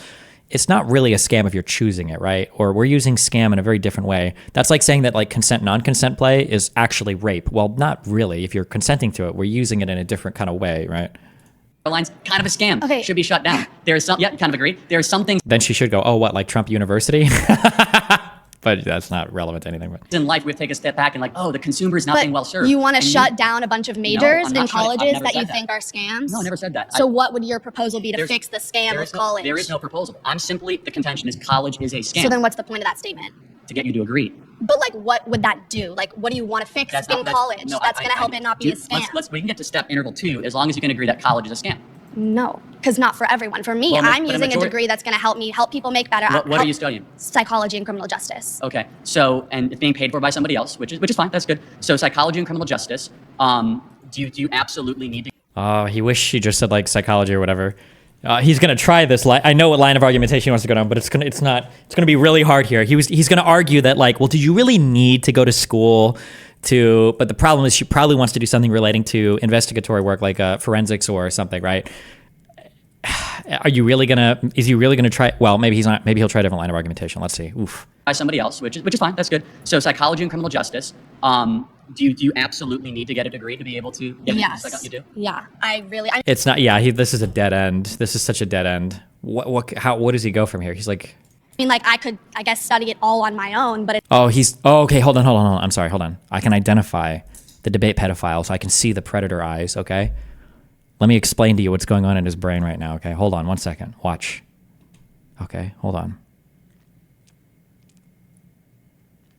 To be able to get Okay, hold on. Okay, nod of agreement. Okay, hold on. Hold on. Okay. The blink. Okay. He's entered the debate zone, okay? His brain is operating in 7 different dimensions of thought, listening for every single thing that she says now, desperately trying to find something that he can use to pivot into another argument and escape this as quickly as possible. So he's listening to her now. She's going to say something. I need to do this in order to work for the DOJ. And he's like, oh, but that's a political candidate. And he's going to do anything he can to try to escape. Okay, let's listen. Okay, that's what he's listening for right now. He's trying so hard to hear or find anything. Okay, here we go. What can we find? I mean, like I could, I guess, study it all on my own, but it's just like makes more sense to go and have all these experience. I'm getting like wonderful experiences, internships all through my college that's helping me go through it. No, it's just. Oh, okay, we almost had one. Okay, are you saying you can't get an internship if you don't go to college? We almost had one. Okay, you tried one. She said no. Okay, we almost had one. Hold on. We'll find something. She's got to say something. Okay, so woman, she talks long enough. We're gonna find something to fight with. Okay, we can do this. Come on. Okay, we got the internship. We tried it. Hold on. Internships all through my college. We can do this. That's helping me go through it. No, it's just that this is a pathway that's really helping me. So you know there's 11 million jobs open in the country right now that don't require a college degree. Okay, then the people. Okay, he didn't hear anything, so now he's just bringing up a random point. Okay, he couldn't find anything. Who want those jobs can go get those jobs. I am not one of those push people. Too many kids into college? No. Okay, so the national graduation rate is 59%. If I asked the room, everyone would agree that they know some people that went to college that did not graduate. Yeah. Right? So we're probably sending too many kids into this institution. But if they might have been able to do it, then like, why is it not worth it to try and to push yourself to get a better education and go further in your life? That's a bad thing, right? But some people are able to work through that, and it's like an opportunity thing. But when an institution is multi-trillion dollars in scale, involves 23 million of our citizens every 4 years, and is not actually bettering the country. For example, if college was so... You don't think educational attainment rates don't better the country, my friend? I'm sorry, just curious. Somebody else can look this up. Maybe I'm wrong completely. My guess is going to be that if you look up productivity, what would be worker productivity versus educational attainment per country, these are probably pretty correlated. Oh, thank God. Imagine if it wasn't. Imagine if it was a scatter point. Average years of education of 15 to 64-year-old youths and adults. Isn't it crazy here that the people that are the least educated are some of the least productive workers? How are we going to say that educating your people is not good for the country? I bet we got to go to R squared here. So great. We would see incomes going up for Gen Z and millennials. We'd see more people able to own homes. Kids wouldn't...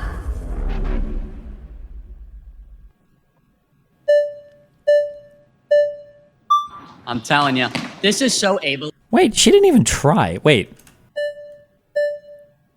Bad directing. Okay. I'm being shown this person. Like they're about to like make a mad dash for the chair. That's what I thought was going to happen. But then watch her in the top right. Look, watch her. She doesn't even try. Watch this. Look, I'm telling you, this is so able... What? You have to actually put the work in, and if you put the work in, you make connections, and you can find a job right outside of college.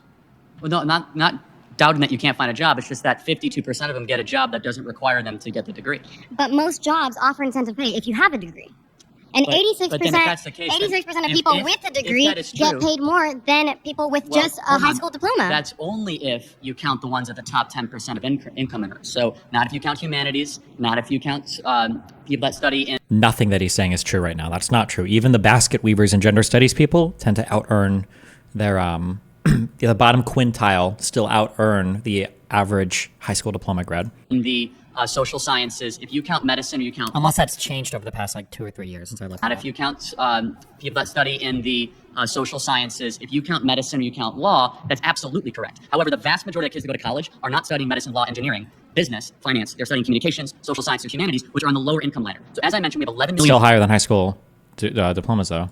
Job openings in this country right now that do not require a college degree. I'm guessing in this room that within 4 to 5 years, you guys would kill to be able to earn $80,000 to $100,000 a year, yes? Do you know that in states across the country and in cities, they're offering apprenticeships? Oh, God, he's going to say the trades. This is the biggest fucking lie in the universe. The trades are the biggest lies. It's the biggest lies. It's always a stupid fucking talking point. To become plumbers and welders, electricians, that doesn't require for your college degree. Entrance salary, $80,000. Well, and where? Where? In what state? What are you talking about? What? Plumber, entry, salary, Bureau, labor, statistics, earnings. What does he gain from shitting on college? Conservatives are, I'm trying to think. Imagine a person who sees something and then every single thing they see around it they think is bad and they just avoid all of it. Conservatives see school and they know that schools have liberals, so they think school is bad or something like that. It's that. That's it. It's retarded. And it didn't always used to be that way, by the way. Conservatives and conservative thinkers, like, it used to be an important part of our academic institutions, but conservatives they hate all of it now. They embrace their retardation. Like, to them, like extra chromosomes is like a fucking bonus point on a test, or every point beneath 100 IQ you have is like another point to the goodness of your soul or something. I don't know. They celebrate their stupidity. You're just retarded. Okay. The median annual wage for an electrician is $61.6 thousand a year. And I believe this is throughout the entirety of your earning. So this isn't even entry level. I don't know if entry level is even listed here, but that's the median for an electrician. Okay. Plumber. Median is 67.8K. Annual, oh no, well, these are annual mean wages here. Hold on. So the median might be a little bit lower or a little higher. Let's check. Median is 61.5 thousand. Okay. Electrician. What was the other one? Carpenter.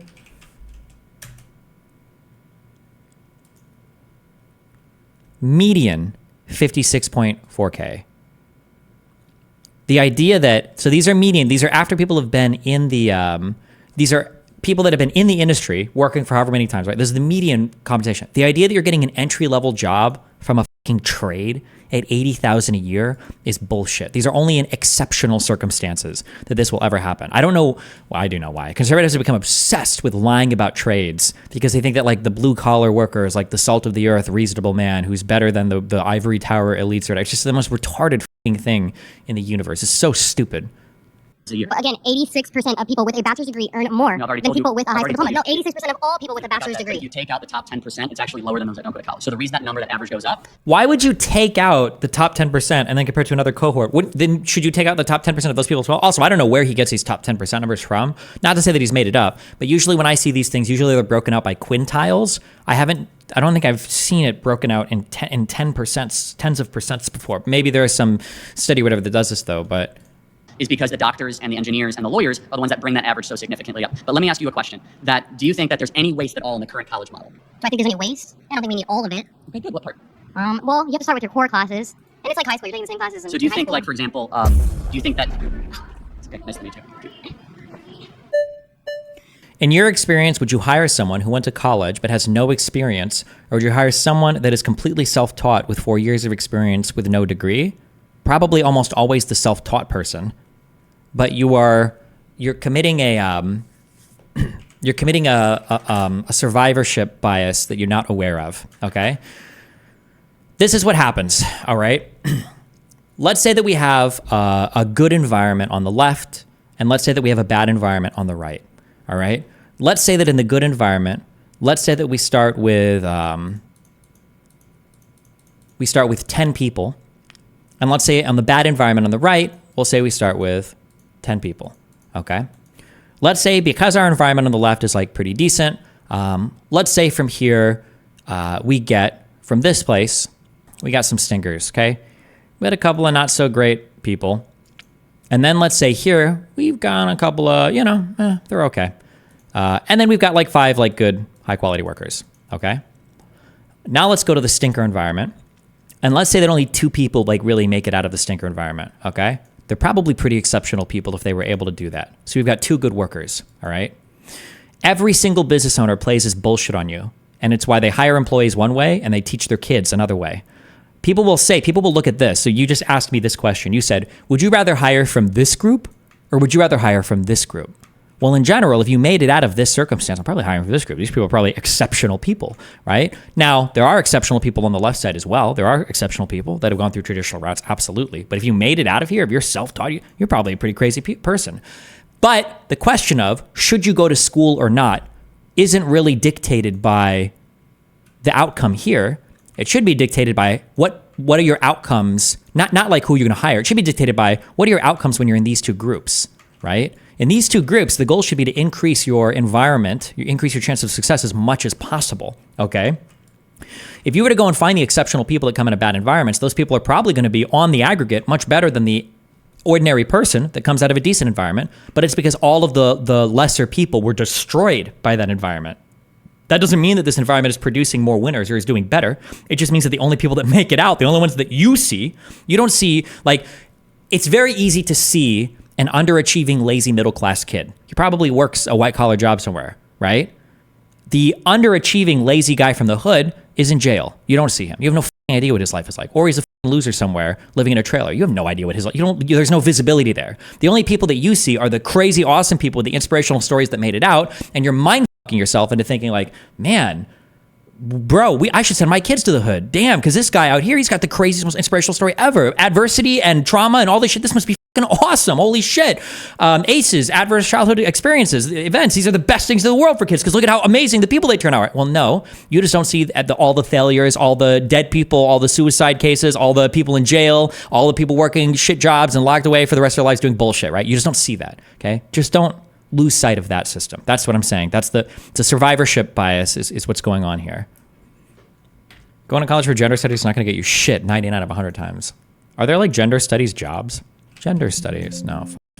Historians, on average, their this is mean. Let's see. These are soft science bullshit degrees. Historians' mean annual wage, the median wage is $73,000. I think that was higher than every trade we looked at, right? This is fucking historians. Political science, 50% median, $132K. Crushing the trades on these guys. I don't know, what else? What other cucked? The psychologist mean is 101,000 here. Look up communications. Arts, communications, history, and humanities teachers post-secondary. $94,000 mean. Does gender study out-earn trades? I don't know. I don't know what a gender study job looks like. I don't even know what that means. I don't know of any. Is there basket weaving? Basket weaving, nope. Occupational Outlook Handbook. Field of degree, culture and gender studies. Median annual wage is $63,000. Was that about on par, or was it a little higher or a little lower than the electricians and the plumbers? I don't remember. Carpenter median was 56.4K. Plumber was 61.5K. Electrician was 61.6K.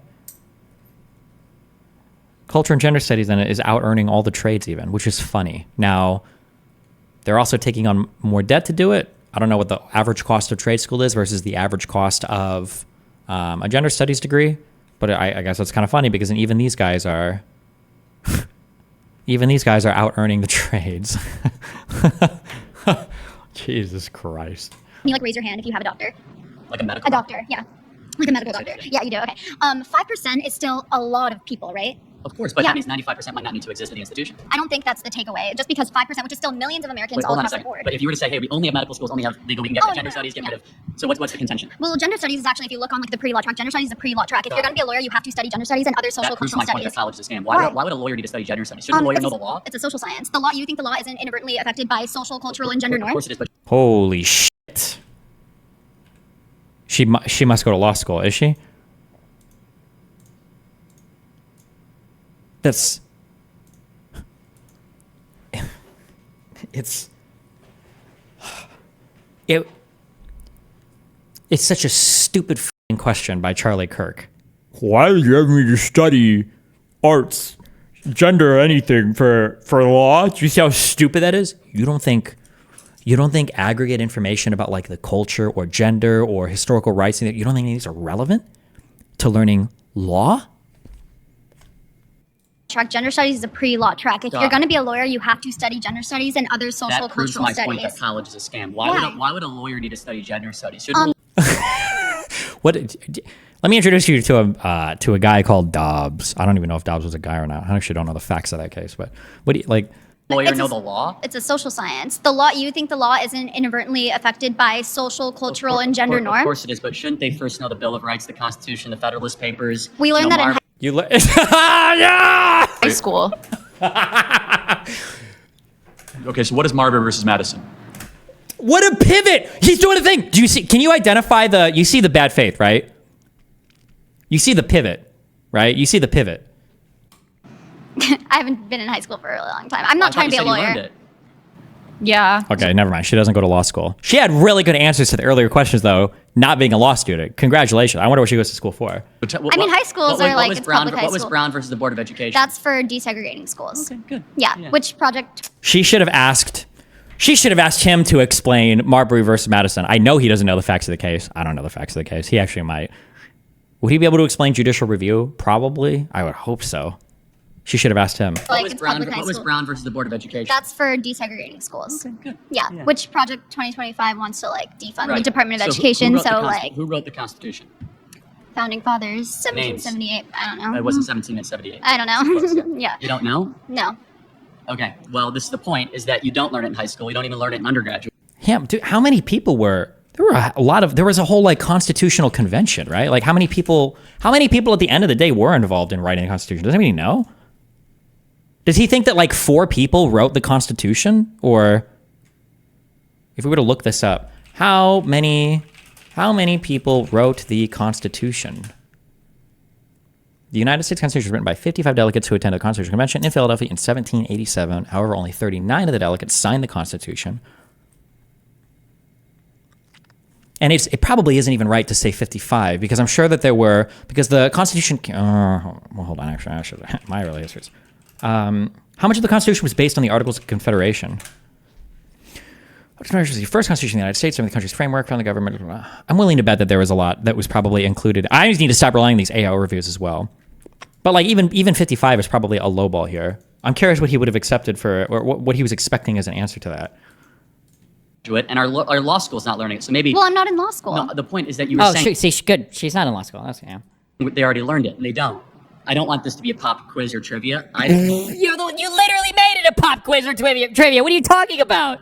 And go to college, and I'm asking you very basic civic questions, and you're paying to go to college, and you can't answer them. That's so fair, but I think. Is it fair to say these are basic civic questions? Who wrote the Constitution? Are they meaningful civics questions? I think would I care? I don't know if I would give a fuck about any of these, but my standards for American civics are so low. My hope was that most Americans can explain the 3 branches of government, explain just like broadly speaking, like what does the Constitution do? Like how does it work? Know like the general difference between like the states and the federal government, and like understand like broadly speaking, like the judicial, like the legal system. How does that work? No, I think 3 branches of government and knowing what they do, and then kind of like the Constitution and like broadly what that does. I'd be happy with that. If every American knew that, I'd be happy. I don't give a f if you know who the f wrote the Constitution, or if you know what judicial review means. I don't think that matters. I don't give a fuck about that. We're way behind the 8 ball on what the average American should know for civics. I'm pretty sure, isn't it like, am I making this up, or is it like 30% of Americans can name the 3 branches of government? It's an insanely, like, at this point, we're way further back than, like, can you name at least 10 of the founding fathers? Like, fuck that.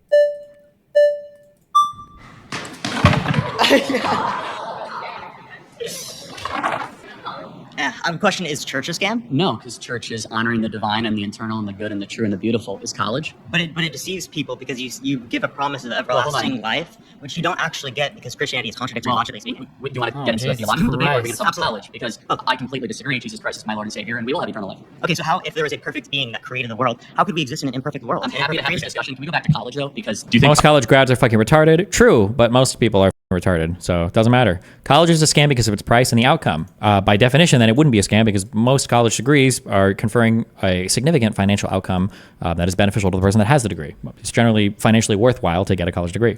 Because that's a little bit of a red herring and a little bit of a rabbit hole. Tell me what that has to do with college being a scam. Well, I do think college can be a scam for certain people. I don't think it's a scam for everyone. So for people like me, college was very beneficial for me. For sure. But who is it a scam? I'm asking you, based on your definition of a scam, do you consider the Christian church a scam? Of course not. It's giving people eternal life and teaches them But goodness. if Christianity is false, then that's a deception. Okay, but you think it's false. I don't. We can agree to disagree. Also, I'm not agreeing to disagree on that. But we're not talking about the church. We're talking about college, right? So again, also people are not paying to go to church, right? But it's a reductio ad absurdum. Ask the question. What's a reductio ad absurdum? That's a Latin. You are expected to tithe if you go to church, at least if you're a Catholic. I don't know what denomination he is, but term that means reducing down to the lowest common belief, correct? Yeah, so I'm taking. Am I right? I didn't go to college. I knew that. I'm taking your particular position. Let me ask you a question without you interrupting me. Do you pay to go to church? No, I don't. Some people don't. They're forced to pay based upon their particular denomination. And today, do you pay to go to church? Depending on the church. No, you don't. Do you have to go to debt to go to church? In some circumstances, people do because they have to give up 10% of their income to be able to do that, which people can't. Circumstance. Well, they're LDS. You understand that a lot of LDS churches specifically require 10% of their church. Oh, Jesus Christ. Require it. And what you're They do talking in plenty of places. Well, you're asking mainline Christian. Isn't there stigmatization belief. if you don't do that? Okay, you're good at interrupting, not good at answering. Well, you haven't answered any of my questions yet. I did say no. Church is not a scam. Church is the bride of Christ. College is a scam, and college is people are going into debt. They're paying a lot of money. But please listen. Trade workers make typically $70K a year. If you're in a union, you're easily making over $100K. Look it up state by state. New York City trade workers in unions are making over $100K. So, 2 of the most common emails I get are from people that worked in the military and people that worked in the trades. And basically every single person that's emailed me, military people ubiquitously email me and they say, by the way, Destiny, that guy that you talked about who's in the military, he always makes it sound harder than it actually is. He's always lying about the extent of the knowledge that he has, and he's always full of shit about, like the types of people that work in these jobs. That's almost every person that ever worked in the military always emails me that. People either lie about how hard it is to get a security clearance, how much intelligence you get, how much access to information you have, the competency level of the average military intel. Like people in the military will come out and they'll use these terms like they mean a lot, but then other veterans will email me and they're like, this is all bullshit. Like most of these guys are fucking retarded. Okay, let's be honest. That's one thing. Second thing, for trades workers, every single person who's worked in a trade has emailed me. I wonder if I still have this on. Will usually email me saying like, hey, trades are difficult. The education does cost money for it. It's never as good as getting a college degree. Well, I'm not going to say never, but generally it's just not as good as getting a college degree. And that every time people talk about the trades, it's always white collar workers or upper class people went to Ivy League schools telling you that trades are these amazing deals. They're not. It's bullshit. It's just bullshit. It's just a lie. I'm sorry. It's just fucking bullshit. There's no data to support any of your points anywhere. And you're always going to point to like, what about these like HVAC operators in the most like labor union protected district in the entire fucking country making $100,000 a year? Like, okay, well, fine. What about comp sci graduates who go and work for Amazon? Wow, they make $250,000 a year, when they're 23 years old. Is that the average comp sci person? Like, it's always bullshit. I ask you a question. You said it's a scam for some people. Who's it a scam for? Yeah, for people who specifically aren't ever going to use it, never use any of the knowledge So that they 52%? Well, you say 52%. I don't think you can qualify 52% of people don't do that. What number is people are going into debt. They're paying a lot of money. But I want to ask you a question. You said it's a scam for some people. Who's it a scam for? Yeah, for people who specifically aren't ever going to use it, never use any of the knowledge So that they receive from 52%? it. Well, you say 50.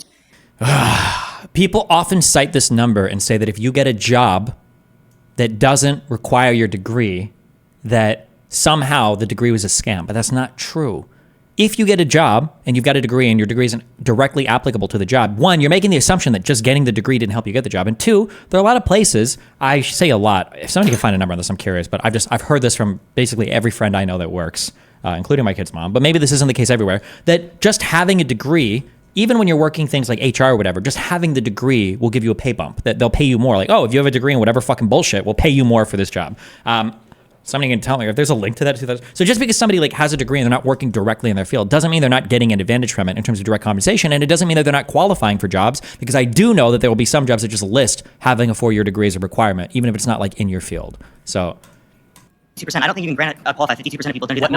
For example, my job, that's not going to be recommended like as like an economics degree. Most economics majors are going to go into TikTok debating online. But I use the information I learned in college in like in my job on a daily basis. So I still use relevant qualities that are then used in my job later on. What percentage of kids that go to college are being scammed? I don't think anyone knows that. Because it's dependent upon an individual. Should we try to find out? Oh, if you like to find some empirics on that, I'd love to see it. I just did. So 41%. Well, the Department of Education is a source. No, the Department of Education doesn't say 41%.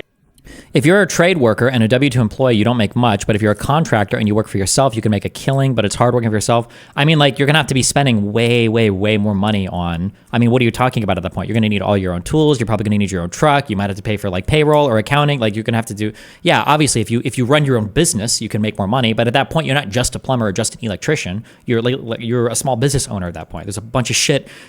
For some things, you might have to carry your own insurance. You might have to get like different certs or qualifications from the state. Like, that's a whole other thing, my dude. And the people it was a scam for, or that they didn't use any of the information they learned in college. You are using. So are you saying none of them use any of the information? Can I say 3 words without interrupting me? Do any of them use the information later on? I see. We have a real worker in here. Based. It's not hard working for yourself. You just steal the tools from sites over the years. Hell fucking yes, you should. Amen, brother.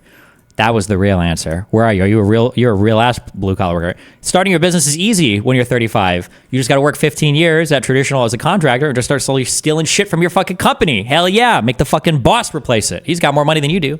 Hell yes. Fucking A. All contractors should steal shit in a video game and then start your own business on stolen goods later on.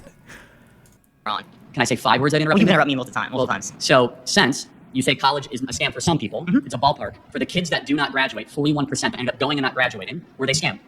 No, just because you go and pay for a particular thing, but then you don't follow through with it, doesn't mean you were scammed. Maybe they were You misled. decided to pay for it. But you could say some people are misled. Do you think that every? Do you think that some people are misled the church? And you never answered my question on that because you're trying to take that time down so you don't have to answer the question about Christianity because you know your worldview looks terrible. Well, what about Christianity? Do you want me to answer? We're I talking think it's close. Because I was saying, is church a scam? If church is a scam, that'd be predicated off of the idea that you're deceived into believing that there's everlasting life. But you believe that again. He really wants to debate religion. He really wants to have a religion debate. Jesus. It's true. So can you grant that? What's the argument? Christianity is true. Did the What's the resurrection? argument? You're going to let me finish 3 words in a row? Appreciate it. Okay. Did the resurrection happen? I don't think the resurrection occurred. Okay, I disagree. Okay, so let me ask you a question. A perfect creator, is it possible for them to desire something imperfect? Is a perfect creator, I'm sorry. Oh, and now he's running.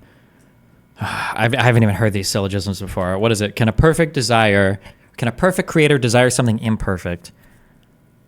I imagine you're probably ready for both answers if you're an epic atheist debater. If you say no, he can't, then it might be, does everything exist in the universe exist because God desires it, or do things exist that are undesirable? Things can't possibly exist that are undesirable because then God wouldn't have them existing, or he wouldn't be all-powerful. So you'd say everything that exists is things that God desires. So then God desires evil, it'd be some self-defeating thing like that. Or if you say, can things exist that aren't desired? No, it would have to be. Everything that exists, God desires. Because why would undesirable things exist? He wouldn't be omnipotent. Maybe. I don't know. Fuck these. Some going to be some syllogism. Let's see. Here we go. Tip. A perfect creator. Is it possible for them to desire something imperfect? Is a perfect creator? I'm sorry. What? There's a perfect creator that desires everything that's just perfect. How can they desire something imperfect? Well, because maybe they want to get to know themselves. Maybe they want to see their own creation. Maybe they love want to get to know them. They're all knowing. Can I finish? I'm online. The omnipotent thing. Talking here. Okay. Maybe because God loved the world so much that His creation, which rebelled against Him, given agency and free will, rebelled against them, then got eternal life, what we actually deserve, and then sent His Son on a rescue mission to save us from that. The church is the bride of Christ, will save us from damnation that we deserve. College is far from the bride of America. It's currently scamming the youth of this country and sending them into oblivion. You didn't answer the question. I did. No, you didn't say like it desires something imperfect. Well, God can do anything. God can do anything, so. You've been something logically contradictory. No, it's not logically contradictory. To desire something imperfect. Can an unstoppable object hit a upheaval force? Wow. I mean, okay, I don't think I can survive more of these. Oh, the religious kid comes back. Oh, no. My next claim is that Kamala Harris is a DEI candidate. First of all, we have on the House of Representatives a proportional population. Oh, but the Senate isn't. So it's DEI. The Senate is DEI. Oh, my God. That's so f***ing true. That is so f***ing true. Wait, I want to hear this argument. Hold on. This is the last one. And then it's going to take the entire time. You're welcome. 30 on, 30 off. How do you feel about the Senate? As far as her tie-breaking vote of the Senate? No, I'm just saying like Senate. Like the Senate is technically DEI in a certain sense for like small states. Like Wyoming gets people in Wyoming get a greater vote than in California. Like Rhode Island and Hawaii? I'm giving you an example. California, I get less of a vote than... Like Rhode Island and Hawaii. What is the purpose of...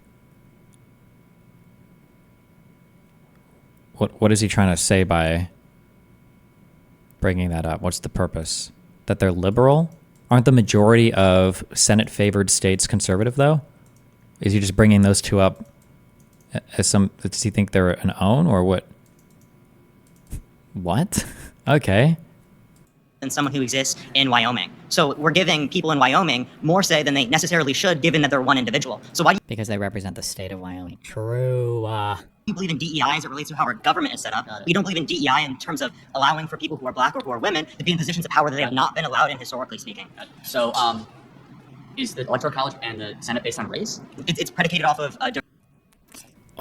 This kid gets yanked around too much. You would say, is race-based DEI the only type of DEI there is? So, is the Electoral College and the Senate based on race? It's predicated off of diversity, equity, and inclusion. Right, like inclusion of country areas, inclusion of rural areas. Oh, okay, he's getting there, okay. Inclusion of white men like you. Okay, so you mean like... He shouldn't have brought up the white man at the end. I guess it's kind of an own, but okay. Hawaii? I'm referencing... Well, I don't know. Why does he keep going back to Hawaii? Sure, Hawaii if you want. Sure. Any the Senate. Referencing, you could say smaller states or places that have less people in it. So obviously would be able to have more of a say per individual. So your argument is that the U.S. Senate is a DEI? I gotta be honest, I've never heard that argument, but I think it's a little silly. But how's it silly? Yeah, how's it silly? He's just going to describe what the Senate is. He's about to just describe what the Senate is like it answers the question. Maybe. Let's see. Argue against it instead of just saying it's silly. Well, right. So it's silly on its base because, first of all, we have on the House of Representatives a proportional population. Second, Thank you.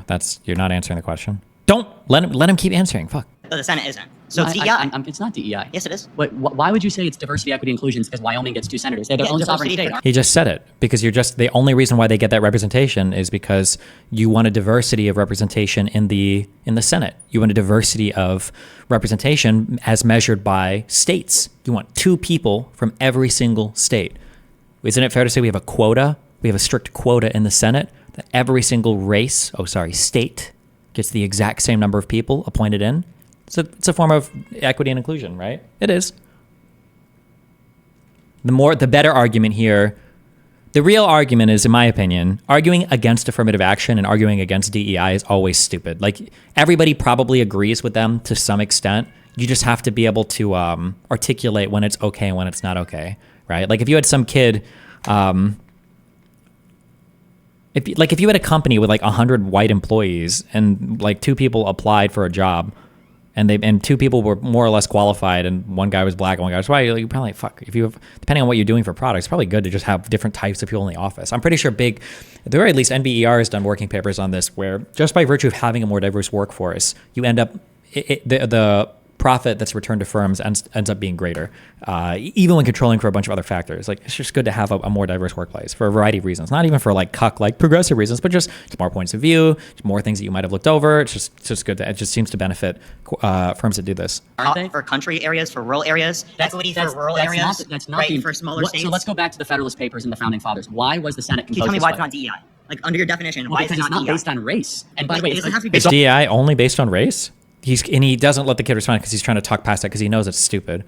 Also, it's not based on equity and it's not based on inclusion. It's absolutely based on equity and inclusion, no? Or how are we defining equity and inclusion? DEI based upon different Let me tell you characteristics why. other than race. Let me finish. Whether or not you're a woman. Let me finish. Why? It's because we are a collection of states. We are not a federal project. So states' rights usurp federal. Do you know what the 17th Amendment is? Do you know State rights usurp federal. Wait, what was he going to say? I don't know what the 17th Amendment is. 17th Amendment.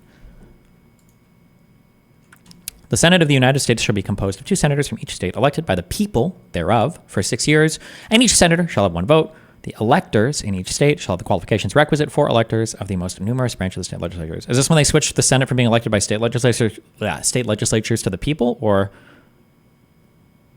vacancies happen in the representation of any state of the Senate?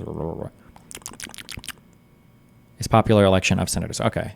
What's the point of bringing this up?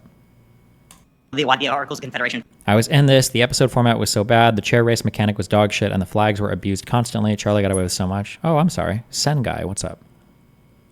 Federal projects. So states' rights usurp federal. Do you know what the 17th Amendment is? Do you know why the Articles of Confederation failed? Yes, but what is the 10th Amendment? Because states had too many rights, had too much power. What is the 10th That's why we Amendment? specifically adopted the Parker, Constitution. let me make one point, okay? Which is, how did we used to elect senators? I'm so curious where you'd go with this. God, I hate Charlie Kirk. I hate that he can just say dumb things. I believe the state legislatures used to be the bodies that would elect senators. But what relevance does this possibly have to do with anything? It'd be population. No. We used to elect He doesn't know he doesn't know anything about the 70th Amendment. senators based on state legislatures. So the Senate is an extension of the state legislative bodies. That's not DEI. That's the Senate is an extension of the state legislative bodies. I really don't like that framing. I'm just trying to think from a civics point of view because I hate Charlie Kirk, so I just want to call him retarded. But is that fair? Is that a fair statement? The Senate is the upper house of the congressional body of the United States federal government. Would you ever say that the Senate is an extension of the state legislatures? They have completely different jurisdiction. They serve in basically a completely different government. Unless it was structured way differently back then, I'm not aware of it. I think that's a retarded statement. I think that was just a stupid statement. The Senate is an extension of the state legislatures.